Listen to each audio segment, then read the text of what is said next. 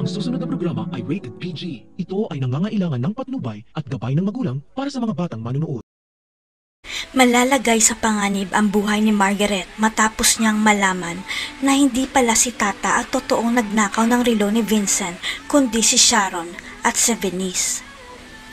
Abot langit ang pagsisisi ni Margaret na pinagbintangan niya kaagad si Tata, kaya naman pinuntahan niya si Tata para humingi ng tawad dahil alam na niya kung sino ang salarin. Si Margaret mismo ang nakabisto na ang maid nilang si Sharon ang nagnakaw ng relo ni Vincent dahil may nakita siyang dugo sa box at narinig pa niya ang usapan nila ni Venice. Hindi lubos akalain ni Margaret na marami pa palang baho si Venice dahil nalaman niya kay Naigwapa na niloko ni Venice si Francis dahil sumama siya sa ibang lalaki.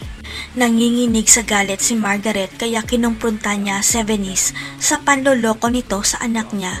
Ang hindi alam ni Margaret nilagyan ni Venice ng lason ang pagkain nito.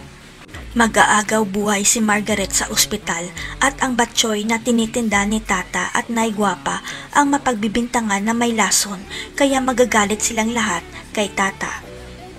Ang hindi alam ng lahat, tahimik lang si Margaret pero alam niya na matagal nang pinapahanap ni Sir Gov ang tunay nitong anak kaya tumulong na rin siya para mahanap ito.